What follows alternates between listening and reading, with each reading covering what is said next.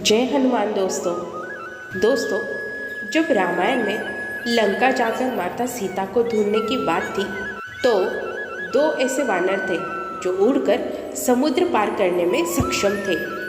उनमें से एक था बाली का पुत्र अंगद और दूसरे थे हनुमान जी। लेकिन उसके बावजूद हनुमान जी ही लंका गए, अंगद नहीं गए। ऐसा क्यों हुआ?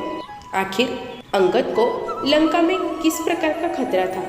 तो चलिए जानते हैं कि अंगद भी लांघ सकते थे समुद्र, फिर भी हनुमान जी को ही क्यों सबसे पहले लंका भेजा गया था। रामायण में कई प्रसंग ऐसे हैं जो हनुमान जी के पराक्रम और शक्ति को अतुलनीय दिखाते हैं, और उनमें से ही एक है कि समुद्र को पार कर लंका जाने और माता सीता को ढूंढने की।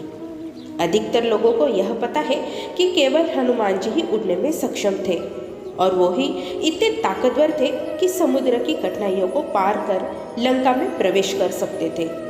पर जबकि ऐसा नहीं है। जब इस बात पर विचार किया गया कि कौन इतना सक्षम है कि समुद्र को बिना परेशानी के पार किया जाए, तो यह पाया गया कि हनुमान जी और अंगद जी दोनों ही इसमें सक्षम थे।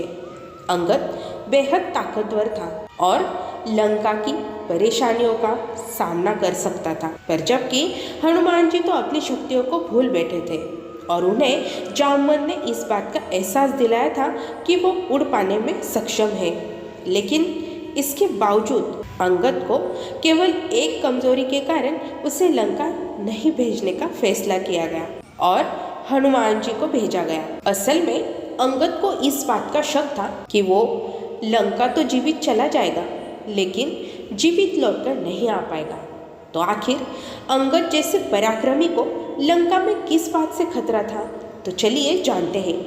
पौराणिक कथा के अनुसार बाली का पुत्र अंगद और रावण का पुत्र अक्षय कुमार दोनों एक ही गुरु के यहाँ शिक्षा प्राप्त कर रहे थे।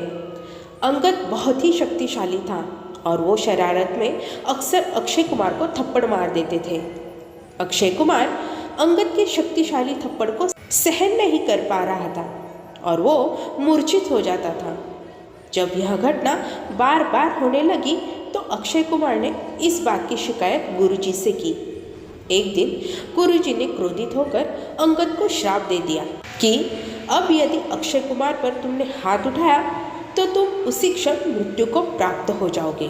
और जब लंका जाने की बात हुई तो अंगद को यही शक था कि उसे रोकने के लिए रावण अक्षय का इस्तेमाल जरूर करेगा। अगर अक्षय कुमार से उसका सामना हो गया तो श्राप के कारण उसकी मृत्यु हो सकती है। वह लंका में प्रवेश तो कर जाएगा, लेकिन वापस आने की संभावना कम हो जाएगी। भगवान राम की सेना में अपने इस बहादुर योद्धा को केवल इस बात के लिए युद्ध से पहले ही नहीं खोना चाहते थे, इसीलिए उन्होंने पहले हनुमान जी से जाने को कहा। अंगद की ये बात सच भी साबित हुई। जब रावण ने जाना कि कोई बड़ा वानर आया है और वह अशोक वाटिका को उजाड़ रहा है, तो रावण ने सबसे पहले अक्षय कुमार को ही भेजा। उसे लगा कि इतना बलशाली वानर अंगद ही हो सकता है। अगर अंगद हुआ तो अक्षय कुमार बड़ी सरलता से उसका वध कर देगा।